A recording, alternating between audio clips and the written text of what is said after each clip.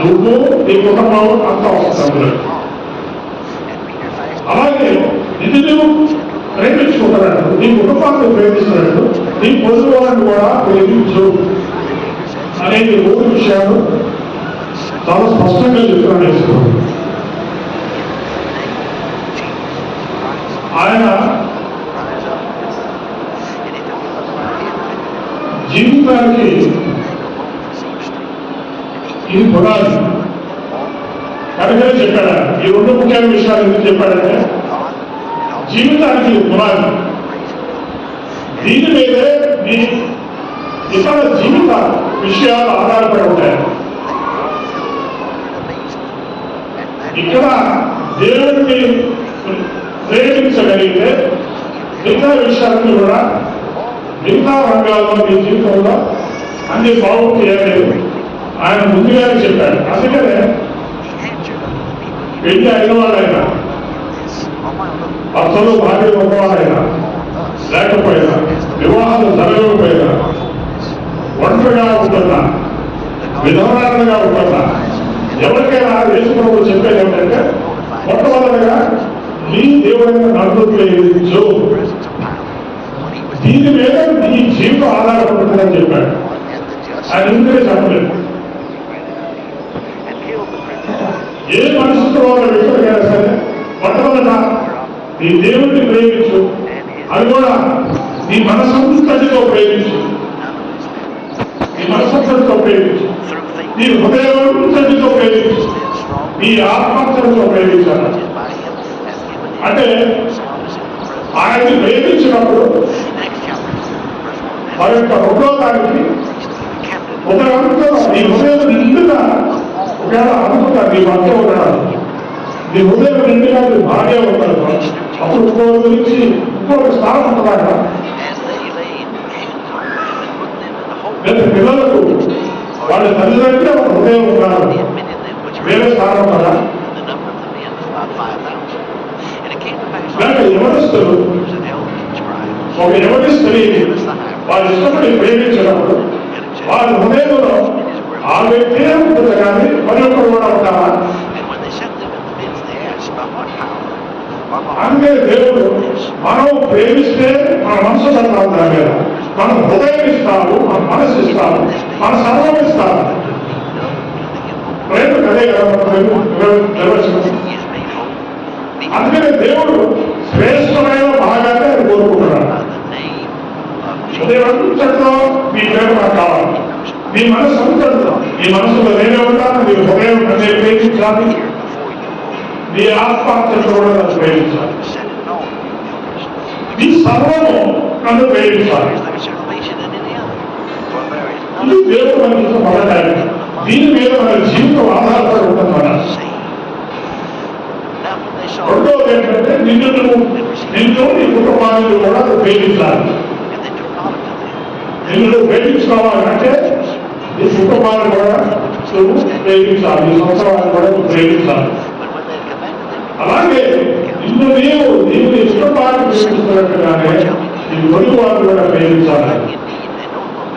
ఈ 3 కరెక్ట్గా ఉంటే జీవితం చాలా బాగుంటుందని చెప్పేస్తున్నాను. అందుకనే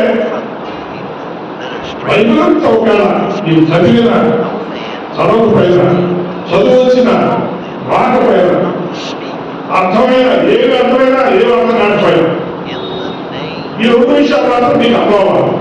ఏంటది? నీ దేవుని వ్యవహారాలు నీకు ఉన్న ఆత్మతో, మనస్సుతో, హృదయంతో ప్రేమించాలి. చాలా మంది దీని యొక్క ప్రాముఖ్యత అర్థం కాక, తెలుసుకోలేక వారు ఏం చేస్తారంటే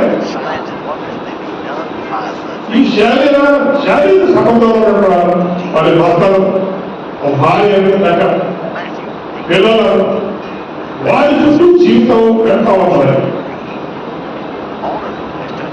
వారి ఆశలు, వారి కోరికలు, వారి కళలు అన్నీ వారి భర్త మీద, భార్య మీద, పిల్లల మీద ఉంచుకుంటూ వారి జీవితాన్ని సాగిస్తున్నారు. కానీ ఎక్కడైనా నువ్వు పెట్టుకున్న, నువ్వు నిర్మించుకున్న ఈ ప్రపంచంలో అక్కడ చిన్న తేడా వచ్చిందనుకోండి భయంకరమైన గురువుగా గురవుతున్నారు. భర్త సరిగా లేకపోతే ఇంకా ఆయనే జీవితం అన్నట్లుగా అనుకుని కృంగిపోతూ ఉన్నటువంటి భార్య వల్ల భార్య సర్వం అనుకున్న భర్తలు ఆమె సరిగా లేకపోతే కృంగిపోయి నిరుత్సాహపడేటువంటి వారు ఉన్నారు. పిల్లలే సర్వం అనుకొని వారి ప్రేమంతా వారిని దారిపోస్తుంది. వారిలో ఏదో తేడా వస్తే దాని బట్టి తొలగిపోతున్నటువంటి తల్లిదండ్రులు ఉన్నారు. పిల్లలు కూడా తల్లిదండ్రులే సర్వమనుకొని అనుకున్నవారు వారు సరిగా లేకపోతే వారి నుండి ఆశించినది ఒకవేళ దొరకకపోతే కృంగిపోయిన పరిస్థితుల్లో ఉన్నటువంటి పిల్లలు కూడా ఉన్నారు.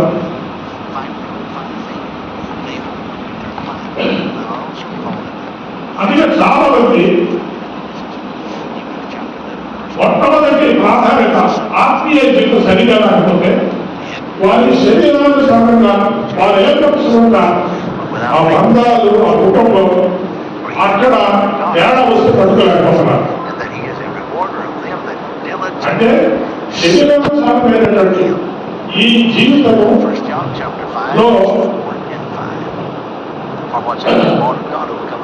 ఆ గుర్తుపడిపోతుంది. కుటుంబం గుర్తుపడిపోతుంది. వారి జీవితమే గుర్తుపడిపోతుంది. అక్కడ ఆగిపోతున్నారు. నా భర్త సరిగా లేదు, నన్ను ప్రేమించుకోలేదు అని ఒక అనవచ్చు.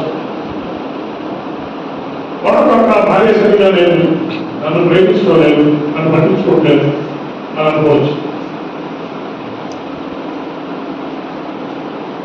కొంతమంది కుటుంబంలో పరిస్థితులు సరిగా లేక భర్త ఇష్టం భర్త ఆయన ఇష్టానుసారంగా ఆయన జీవిస్తున్నాడు, భార్య మార్గం లేదు, భర్త మార్గం లేదు, వీళ్ళు రకరకాల పిల్లలు వాడుకోవాలి, ఇంట్లో గడపడే పరిస్థితి, ఇంట్లో సమాధానం లేదు. పొద్దు నుంచి రాత్రి వరకు ఎవరి పని వాళ్ళు, ఎవరి జీవితం వాళ్ళు.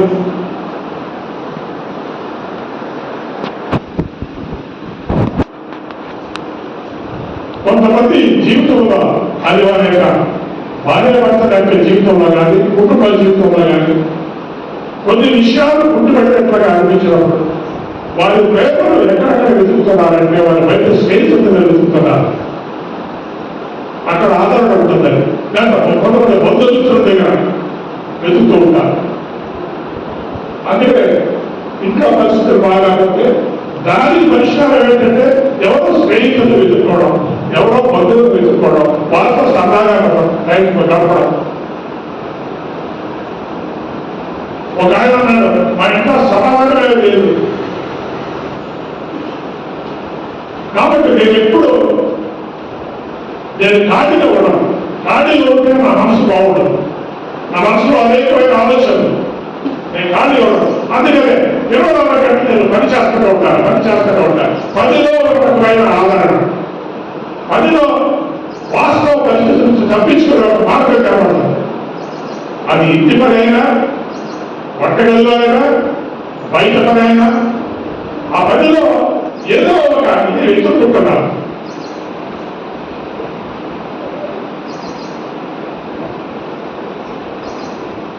వాళ్ళు ఏమంటారంటే, వీళ్ళందరూ ఏమంటారంటే, నా భర్త బాగుంటే నేను దేవుడిలో బాగుంటాను, దేవుడు దగ్గరైపోతాను. నా పిల్లలు బాగుంటే, నేను అనుకున్నట్టు వాళ్ళు బాగుంటే నేను ఇంకా దేవుడిని ప్రేమించడం మొదలు పెడతాను, దేవుడు ఎందుకు చేస్తాను. అసలు భర్త బాగుంటే పిల్లలు బాగుంటే నువ్వు ఎప్పుడు రావు దేవుడు. ఇప్పుడే రావట్లేదు కదా సరిగ్గా. వాళ్ళందరూ బాగుంటే నీకు దేవుడు అవసరం ఏమవుతుంది. ఒక ఆయన అన్నాడు, ఇంకో 10 సంవత్సరాల తర్వాత దేవుడు అవసరం ఏమని ఉన్నాడు. ఈ ఆర్టిఫిషియల్ ఇంటెలిజెన్స్ అనేది వచ్చి అందరినీ గమనించేసి అసలు దేవుడు అనే పరమ శక్తి ఆయన అవసరం లేకుండా జీవితం అంత సుఖవంతంగా అంత చక్కగా చేసి పెట్టేస్తున్నారు ఈ ఆర్టిఫిషియల్ ఇంటెలిజెన్స్. మీరు కొంతమంది అర్థం కాదు, ఆ వాటి నుంచి వచ్చారు కొంతమంది విద్యార్థులుగా వాళ్ళకి అర్థం అవుతుంది.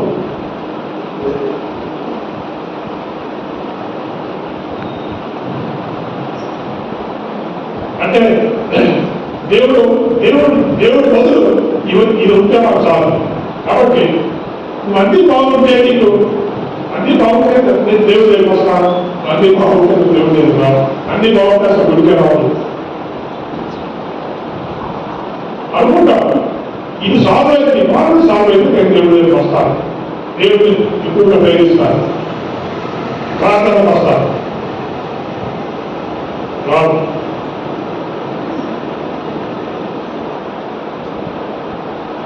దేవుడు నీకు ఈ పరిస్థితుల్లో నీ జీవితంలో ఎందుకు ఈ పరిస్థితులలో అనుభవిస్తున్నాడు? ఒక భర్త ద్వారా శోభం, ఒక భార్య ద్వారా శోభం, పిల్లల ద్వారా శోభం, తల్లిదండ్రుల ద్వారా శోభం. ఎందుకు ఈ పరిస్థితులు నీ జీవితంలో దేవుడు అనుమతిస్తున్నాడంటే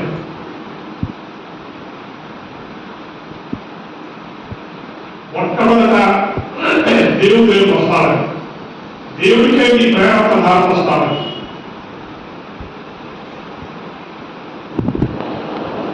దేవుడు ఏమంటాడంటే ఇంట్లో పరిస్థితి బాగాలేకపోతే, భర్త బాగాలేకపోతే, భార్య బాగాలేకపోతే, కుటుంబం గుర్తుపడదు, జీవితం గుర్తుపడకూడదు.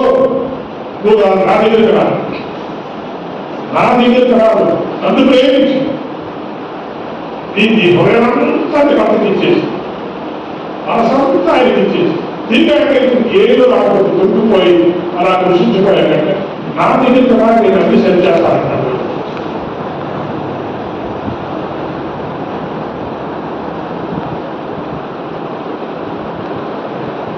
నేనేమో ఒక ఆయన మాట్లాడుతున్నాను ఇక్కడ రోడ్డు మీద. ఆయన ఏమంటాడంటే,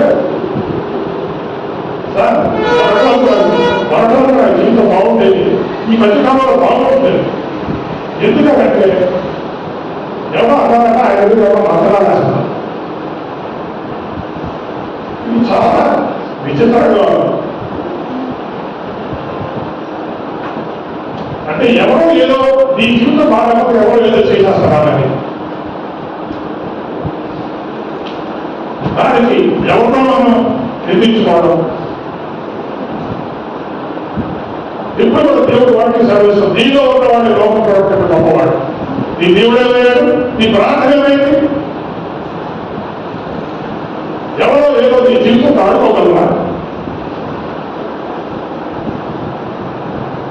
క్రైస్తవుల జీవితంలో, దేవుడి బిడ్డల జీవితంలో మంత్రాలు వేస్తే చెత్తకాయలు రావచ్చు అంటారు. ఎవరైనా మంత్రాలు వేస్తే చెత్తకాయలు రాయాలి, ఏమో రావుతాయా రావచ్చు. కానీ దేవుడి బిడ్డల జీవితంలో మంత్రాలు వేస్తే చెత్తకాయలు రావచ్చు.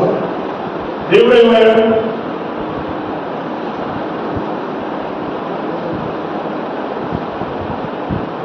చాలా మందికి దేవుడు ఏంటంటే ఆ మంత్రాలు ఏదో నమ్మకం.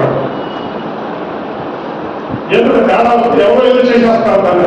చాలా మంది నాతో ఈ విషయాలు అంటే నాకు ఆశ్చర్యంగా అనిపిస్తుంది.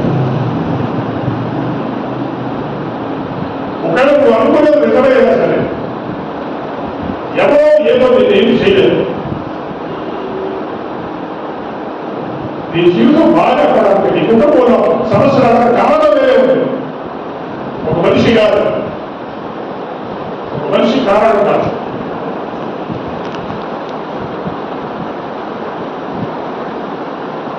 అందుకంటే చాలా మంది జీవితాలు దేవుని బిడ్డలు కాబట్టి వారి జీవితాలు గుర్తుపెట్టుకోండి. ఎందుకంటే వారు దేవుని ప్రేమించడం మర్చిపోయారు, మానేశారు, అన్ని బాగుంటే తర్వాత చూడాలనుకుంటున్నారు.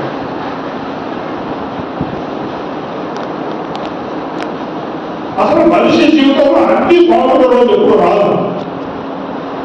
నువ్వు అప్పుడే దేవుని దగ్గరికి వస్తానంటే అప్పుడు నీ జీవితం అయిపోతుంది. ఎంత గొప్ప ఆత్మీయ జీవితంలో అయినా, ఎంత దేవుని శక్తి కలిగిన వాళ్ళ జీవితంలో అయినా అన్ని బాగున్న రోజు ఎప్పుడు రాదు. యేసుప్రభువే చెప్పాడు, ఈ లోకంలో మీకు శ్రమ కలుగును. ఆయన ధైర్యం తెచ్చుకోండి. ఎందుకంటే నేను లోకాన్ని జయించాను. శ్రమలు ఉంటాయి, శ్రమలు ఉంటాయి, బాధలు ఉంటాయి. ఈ లోకమే లాంటివి. అందుకని మీరు చేయాల్సిన మీ దేవుడే యెహోవా. ఈ పూర్ణ మనస్సుతో, ఈ పూర్ణ ఆత్మతో, పూర్ణ బలముతో దేవుడు ప్రేమించాలి.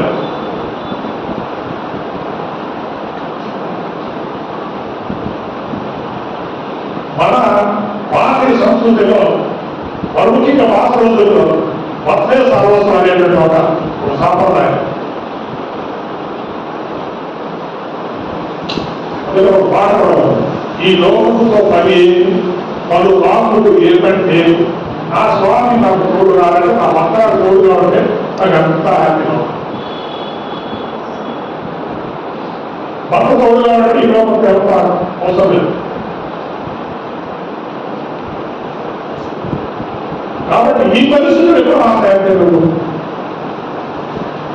నువ్వు దేవుని దగ్గర చేయవచ్చు. అంటే బాగాలంటే వచ్చారు ఎంతవరకంటే మీరు దేవుడిని మీ పూర్ణ హృదయంతో, పూర్ణ ఆత్మతో, పూర్ణ మనస్సుతో దేవుడికి ప్రేమ ఇవ్వలేదు. ఇవన్నీ మీ జీవితంలో జరగకపోతే దేవుడు గుడ్డుగా చెప్పాడు. ఫస్ట్ నాకేవాడు మీ ప్రేమ నాకేవాడు. అమ్మాయిలు ఇంట్లో పరిస్థితులు బాగా అవ్వాలి. వాళ్ళ మనసు ఎక్కడ జరుగుతుందంటే మరొకరు మీకు ప్రేమ ఆశిస్తున్నారు. ఆడపిల్లలు, మగ పిల్లలు స్నేహము, ప్రేమ ఆశిస్తూ అందరూ ఆదరణ పొందుతున్నారు. ఎందుకంటే అందరూ దీనిపై లోపడుతున్నారు.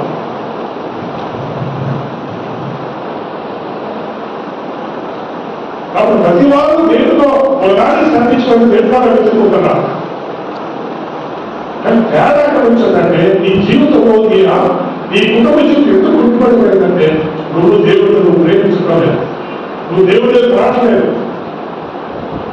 సంపూర్ణమైన ప్రేమాన్ని ఇవ్వట్లేదు.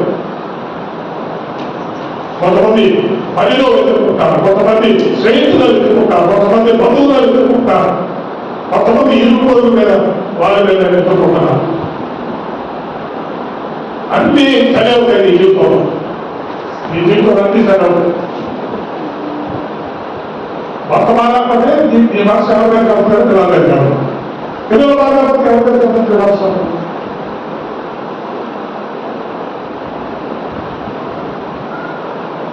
అది కొంతమంది ఇంట్లో ఎవరు బాగా కాదు, వాళ్ళ మనసు పక్కెట్టుకోవడం లేదా అక్కెట్టుకోవడం లేదా.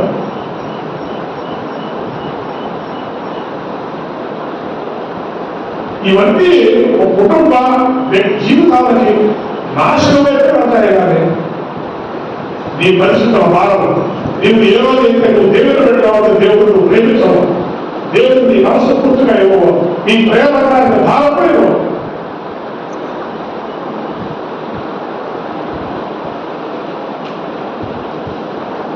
ఒక మంచి భార్య తన భర్తని ఆశించేటట్టు ఆ ప్రేమ, ఒక మంచి భర్త తన భార్య నుంచి ఆశించేటట్టు ప్రేమ, ఈ ప్రేమ నుంచినట్టే దేవుడు మరి అంతకంటే ఎక్కువ ప్రేమ ఆయన ఇవ్వడం కోరుతున్నాడు. ఎందుకంటే ప్రేమ మీద ఎక్కడైనా ఉంటుందంటే అక్కడి నుంచి వచ్చేది. ప్రేమ ధార అనేది అక్కడ ఉంది, దేవుని దగ్గర ఉంది, యేసయ్య దగ్గర ఉంది. ఆయన్ని ప్రేమిస్తే ఆ ప్రేమ ధార నీలోకి ప్రవహించి నీ నుండి నీ భర్తకి ప్రవహించి నీ కుటుంబాన్ని ఖచ్చితంగా బాగు చేయగలరు. నీ కుటుంబంలో లోటుపాట్లు సరి చేయగలరు. నీకు పుట్టిపడిపోయిన నీ జీవితంలో నీ కుటుంబ జీవితం వల్ల కొత్త వెలుగులతో దేవుడు నింపుతాడు. అందుకే అలాగే వ్యక్తి సరిగా లేడని నేను ఇక్కడే ఉండిపోతాను, ఇక్కడే కన్నీళ్ళు కాదు కుడిపోయి ఉండిపోతానంటే మొదలు దేవుడి దగ్గర శరీరం సరమైన జీవితం పుట్టిపడిందా నీ ఆత్మీయ జీవితం మీద పెట్టు మనసు.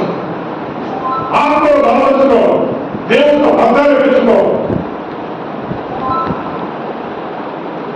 అప్పుడు జీవితం అంతా ఏదో కోల్పోయాడు, ఊరిపోయింది.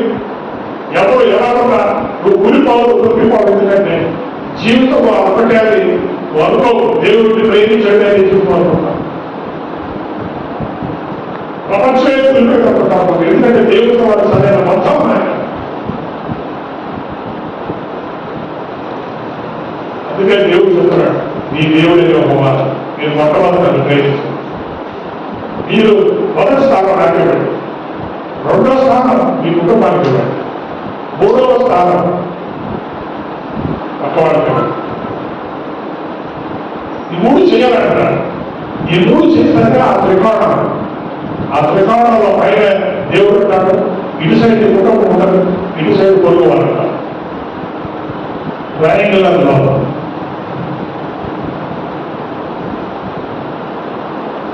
ఇటు వెళ్ళేది పొరుగు వాళ్ళని, ఇది ప్రేమించలేదు. ఈ రెండుగానే ఇది చేస్తే మొత్తం బైబిల్ని చదివినట్టు లెక్క. ఎందుకంటే బైబిల్లో ఆది కాండం నుండి ప్రకటనల వరకు ఏ దేవుడు ప్రేమమయమైన దేవుడు, ఏ దేవుడు కోసం అయితే అంత రాయబడి ఉందాం, చెప్పబడి ఉందాం, జీవించబడి ఉందాం, ప్రకటించబడి ఉందాం, ఆయనతో మతం తెలుసుకుంటే బైబిల్ అంతా మీకు అర్థం అవుతుంది. బైబిల్ అంతా నీకు తెలిసినట్టు దేవుడిని ప్రేమించడం, నీ పొరుగు వారిని ప్రేమించడం, నిన్ను వలే నీ పొరుగువాడు. ఇది యేసు ప్రభు చెప్పినటువంటి మాట. ఇలాగే మనం చూద్దాం.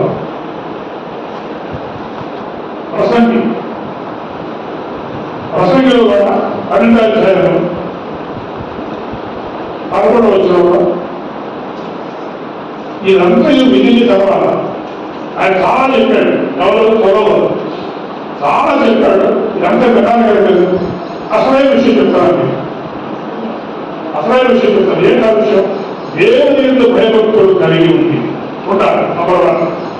రెండవది ఆయన కట్టడాలను అనుసరించి నడుచుకోవాలి. వింటున్నారా? దేవుని యందు భయము భక్తి కలిగి ఉంది. మనం ఈ భయభక్తులు అవసరమే, అది మనం అర్థం చేసుకుంటే చాలా ఉంటుంది. భయభక్తులు మన భారతదేశంలో దేవుడు అంటే భయం లేదు, భక్తి ఉంటుంది. భారతదేశంలో అది ఏ మతస్థానాలు కానీ వీళ్ళు క్రైస్తవుల్లో కూడా భక్తి ఉంది, కానీ దేవుడు అంటే భయం. కానీ రెండు కలిసిన మాత్రం జీవితం లేదు. దేవుని భయం అంటే దేవుడికి ఇష్టమైన ప్రీతికరంగా జీవించాలి, ఆయనకి ఇష్టమైన విధంగా నడుచుకోవాలి. నడుచుకోకపోతే అప్పుడు ఏమవుతుంది? యోసేపు అన్నాడు, ఇంత ఘోరమైన దుష్కార్యము నేను ఎలా చేయగలను అని అడిగాడు. అంటే ఎవరు భయపడ్డాడు? దేవుడు భయపడ్డాడు. కాబట్టి అన్నాడు, ఇంత ఘోరమైన దుష్కార్యం ఎలా చేస్తాను నేను? దేవుడికి భయపడ్డాడు. ఆయనకి భక్తి ఉంది, కానీ దేవుడి అంటే భయం చాలా. అంటే దేవుడికి ఇష్టమైన పనులు చేయకూడదు, దేవుడికి ఇష్టమైన ప్రీతికరమైన విధంగా మనం జీవించాలనేది అది భయము భక్తితో కూడిన జీవితం. ఈ భయం అనేసారంటే భక్తి ఎవరికా ఉండదు. ఇది సైతాన్ని చూసి పట్టుకోవడం భక్తులు. ఎందుకంటే వాడు భయం ఎవరు ఉన్నాడో దేవుడు తెలుసు. ఒకప్పుడు దేవుడే ఉంటాడు వాడు. అప్పుడు వాడు నిజమైన దేవుడు ఎవరన్నా అని నువ్వు అడుగుతూ దెయ్యం కాదు, దెయ్యం పట్టుకోండి అవతన్నాడు.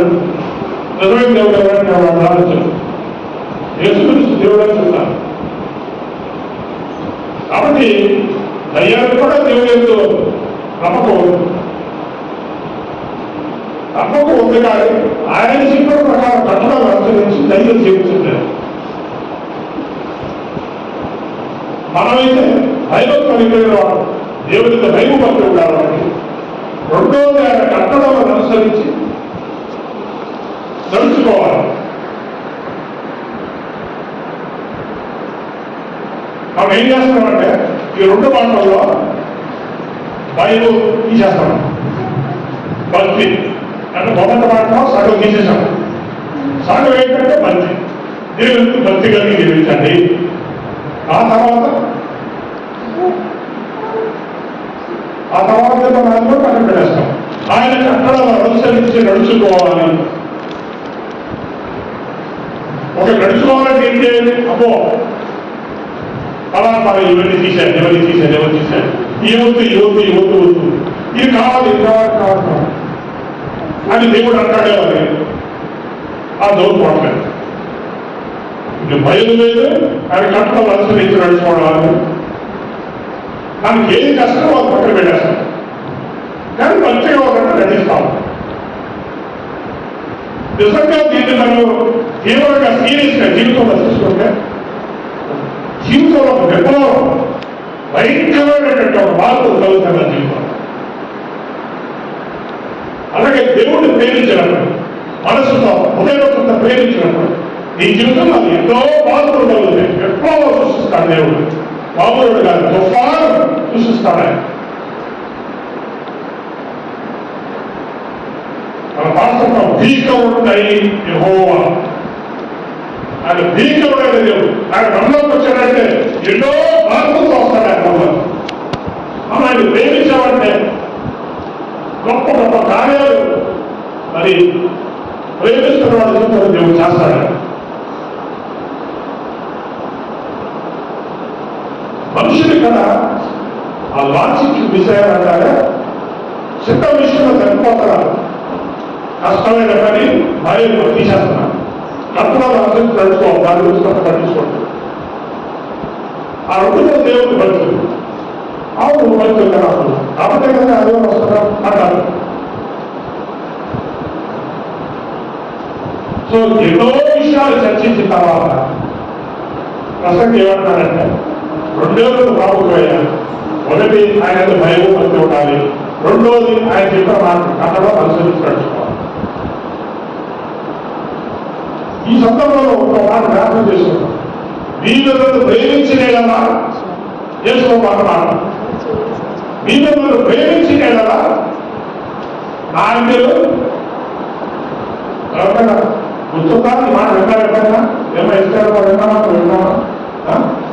వీళ్ళను ప్రేమించినేలా ఏమవుతుంది? ఏమవుతుంది? వీళ్ళను ప్రేమించినేలా నా ఆజ్ఞలు రైతున్నారు. చాలా స్పష్టంగా చెప్పేశాడు. పుట్టింటి ప్రేమల పైకి ప్రేమలు అన్నీ వేసుకోవడం అవసరం లేదు. వీళ్ళను ప్రేమించేలా మీరు ఆ ఆజ్ఞలు లేదు.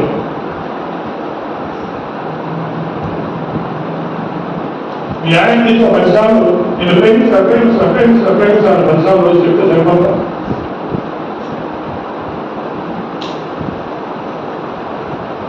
ప్రేమించాలని చెప్పగానే ఏం చేయాలి? వెంటనే చేయమన్నాను. అవునా? నెక్స్ట్ అయితే చేయాలి. వీళ్ళను ప్రేమించేలా ఆ ఆజ్ఞలు లేదు. సో ఇక్కడ యేసుప్రభువు ఏం చెప్తాడంటే, వీళ్ళను ప్రేమిస్తే నా ఆజ్ఞలు మీరు వెళ్ళుకుంటారు. సో ఇక్కడ ప్రసంగి చెప్పిన ఆజ్ఞలు వేయకూడదు చెప్తాను. రెండే విషయాలు, ఒకటి ఆయనకు వైరుత్వం కలిగి ఉండాలి, ఆ ఆజ్ఞలు వేయకూడదు. యేసుప్రభువు ఏమంటాడు? వీళ్ళను ఈ దేవుడి వ్యవహారం పూర్ణ ఆత్మతో ప్రేమతో హృదయంతో ప్రేమిస్తే ఏం చేయాలంటున్నాను? ఆయన ఆజ్ఞలు వేయకూడదు. ఆయన చెప్పిన మాటలు వినాలి, ఆయన ఇష్టమైనది చేయాలి, ఇష్టం లేదు మానేస్తాం. అది కష్టమైనా మానేస్తాం. అది నిజంగా ప్రేమ.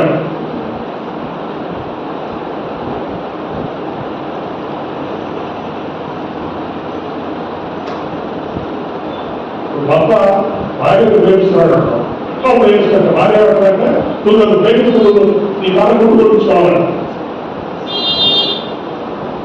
వాడు ఇష్టం కదా, ఇల్లు ఇంటికి గుర్తుంచుకోవాలి. అవునా? చేస్తాను కదా, ఇష్టం చేస్తాను. అనుకోవటం ఒకటి చూసి కుదించుకుంటాం.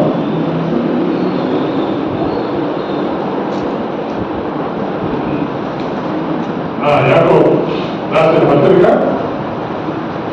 1:27. తండ్రి అయిన దేవుని ఎదుట పవిత్రమును, వింటున్నారా? దేవుని ఎదుట పవిత్రమైన నిష్కళంకమైన భక్తి. మామూలు భక్తి కాదంటే ఇది ఇందాకేది మనం ఏం మాట్లాడుతున్నాం భయంతో కూడా భక్తి గురించి మాట్లాడుతున్నాం. ఇప్పుడు ఈయనేమంటాడంటే నీ భక్తి బాబులు చెప్పాలి భయముతో నిష్కలంకమైన పవిత్రమైనది నీ భక్తి ఎలా ఉండాలి? పవిత్రమైన భక్తి, నిష్కలంకమైన భక్తి, పరిశుద్ధమైన భక్తి. భక్తి ఏమనగా అలాంటి భక్తి ఏంటో తెలుసా? దిక్కులేని పిల్లలు విధవరాండ్రు వారి ఇబ్బందుల్లో పరామర్శలు. ఇది యేసు ప్రభు కూడా చెప్పాడు. ఎక్కడ చెప్పాడు తెలుసా? మీరు వాక్యం వింటారని చెప్పండి. ఈ మాట యేసు ప్రభు కూడా చెప్పాడు. ఎక్కడ చెప్పాడు? ఇలాగే చెప్పాడు. యేసు ప్రభు చెప్పాడు. అర్థం కాదు. నువ్వు మంచి సినిమా కథలుగా అర్థమవుతా? నువ్వు మంచి సినిమా కథలుగా అర్థమవుతుందా? అర్థం కాదు. ఎవరికి చెప్పండి, నీకు అర్థం కాదు. వేసుకోండి ఏం చెప్పాడు? దీనికి అనుగుణమైన మాట చెప్పాడు. చెప్పాడు కదా.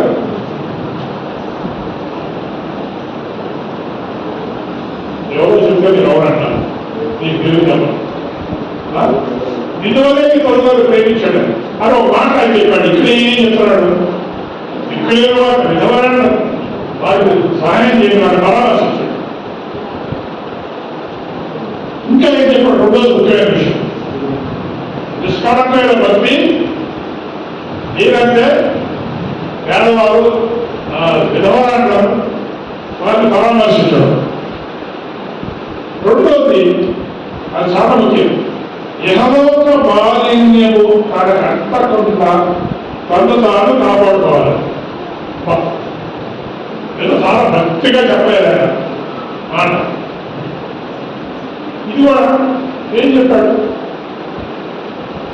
సొలొమోను ఏమన్నాడంటే మీరు దేవుడిని ప్రేమిస్తే ఆయన కథలో మీరు అనుసరించుకోవడం.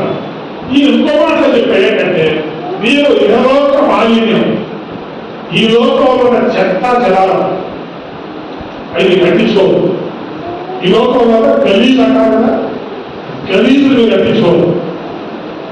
పాపంలో ఉన్న గలీజు, శాపంలో ఉన్న గలీజు, సైతాంలో ఉన్న గలీజు, అయితే మీ స్నేహితుల దగ్గర మీ బంధువుల దగ్గర గలీజులు ఉంటాయి. ఇప్పుడు అక్కడ పెట్టారంటే ఆ గలీజు కట్టు. ఇహలోక మాలిన్యం మీ కట్టకుండా చూసుకోండి. ఎంత చక్కగా మాట్లాడాలి. మీరు మాట చెప్పండి, రోజు మీరు స్నానం చేస్తాను. ఎక్కడ రాస్తుందా బైబుల్లో? స్నానం ప్రతిరోజు స్నానం చేయండి. ఎందుకు చేస్తున్నారు? బైబుల్లో లేదు చేస్తున్నారు.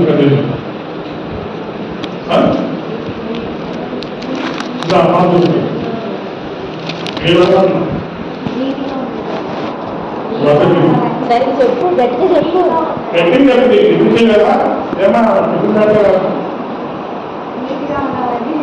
నీట్గా ఉండాలనా? నీట్గా ఉండాలి. నీట్గా ఉండాలి. నీట్గా ఉండాలి. చెప్పడం ఉండాలని అందుకనే చేస్తున్నాం. ఆ బైబిల్ రాయడం చేస్తున్నాం కదా. బైబిల్ కూడా రాసుకోవడం లేదు, అయినా రాసుకుంటాను కదా. పూర్ణం ఏమి తీసుకోండి, నేను చేస్తాను. సరే మంచిదే కదా. మనం ఎందుకు స్నానం పెద్ద విశ్వాసాలంటే బయటికి వెళ్తే ఆ ధూళి, ఆ కలంకం, బయట చెత్త జలాలం ఎన్నో రకాలుగా మనం దేహం ఉదికైపోతుంది, బట్టలు ఉదికైపోతాయి. కాబట్టి రుచి మనం స్నానం చేస్తాం. అది మనం ఏం చేస్తున్నామంటే ఇహలోక సంబంధమైన బయటికి కనబడే ఉనికి, ఆ మార్గంలో అవన్నీ పోవాలని చేస్తాం. మరి ఆత్మ కూడా ఒక స్నానం ఉంటుంది కదా. ఆత్మకు అసలు స్నానం చేయించడానికి ఆత్మకి మనం చేసే తప్పుడు మాటల వల్ల, తప్పుడు ప్రవర్తన వల్ల, చెడు మాటల వల్ల, మరొకరు చెడ్డగా మాట్లాడడం వల్ల, విమర్శించడం వల్ల, పనికిమాలను మాట్లాడడం వల్ల, పనికిమాల ప్రవర్తన వల్ల మన ఆత్మ కూడా కలంకం అందుతుంది. ఈ కలంకాన్ని రోజు మీరు స్నానం చేస్తుందంటే ప్రతిరోజు ఆత్మను కడుక్కోవాలి. ఏ సంవత్సరంలో ఆత్మ ఒక కళాకారం చదువుకోవాలి, వాక్యం బాగా చదివి ఆ వాక్యం మనం శుద్ధి చేస్తుంది కాబట్టి వాక్యం మనం చదువుకోవాలి, చదవడానికి వాక్యం విని నిరూపణ చేసుకొని చదువుకోవాలి. ఎన్నో రకాలుగా ఉంటాయి కదా. అది ఇప్పుడు 20 రోజుల బాగా వంటకుండా చూస్తాం. అంతేనా కనుక్కోండి, శుభ్రం చేసుకోండి, నీట్గా ఆత్మీయంలో నీట్గా ఉండాలి. ఇప్పుడు ఈ ముగ్గురు వ్యక్తులు 3 రకాలుగా చెప్పారు. కానీ అందరూ చెప్పింది ఒకటే, వేరే వేరే భాషలో చెప్పారు. ఈ ముగ్గురు చెప్పేది ఏంటంటే, మొట్టమొదట దేవుడికి ఆధారం చెప్పండి. రెండోది మిమ్మల్ని మీరు ప్రేమించుకోండి, మీ కుటుంబాన్ని ప్రేమించండి, మీ పొదుగు కూడా ప్రేమించండి. ఇప్పుడు అర్థమైనా ఈ ముగ్గురు విషయాలు ఏం చెప్పారు? వచ్చేవాళ్ళకి మనం చెప్తారు, అడుగుతారేమో ప్రారంభించాలి.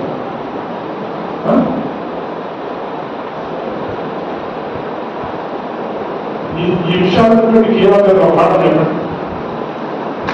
అసలు దేవుడు ఏమడుగుతున్నాడు? మనం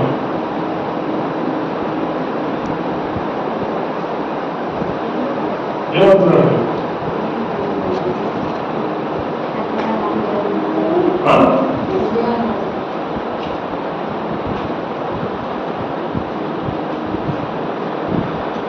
మీ జవాబు బాగా ఉన్నాయి, కానీ మీకు విన్న ప్రసంగానికి అనుగుణంగా ఉన్న జవాబు.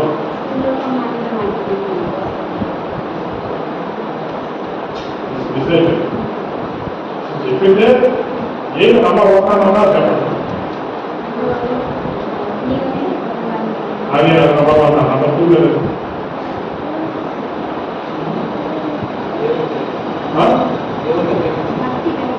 దేవుడిని ప్రేమించాలనే కదా మన చుట్టూ ఆలోచించి చెప్తారు. వెలుగుబాటు అంటే కానీ ప్రధానమైన విషయం ఏంటంటే, దేవుడిని మనం మన మనసుతో మన ఆత్మతో మన హృదయంతో మనం ప్రేమించాలి.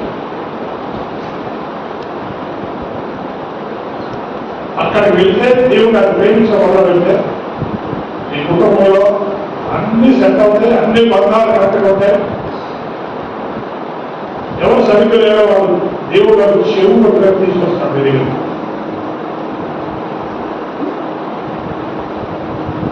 ఈ సందేశం ఎప్పటికీ మారదు. నేను అలా ఏదో కుటుంబాలు పర్లేదు, నేను మాస్టర్ గారికి చెప్తాం, మేము ప్రార్థన చేస్తే నాకు అందిపోతాను అనుకో. ఎవరో ప్రార్థన చెప్పాలి ఖర్చు చేస్తున్నారు, దేవుడు ప్రేమిస్తున్నాడు. కుదరదు. ఏదో ఒకసారి కుదురు, ఎప్పటికీ కుదరదు. మళ్ళీ ఎక్కడికి వెళ్ళాలంటే వెళ్ళిపోవాలి. దేవుడిని హోవాలను ప్రేమించి ప్రార్థన చేస్తాం.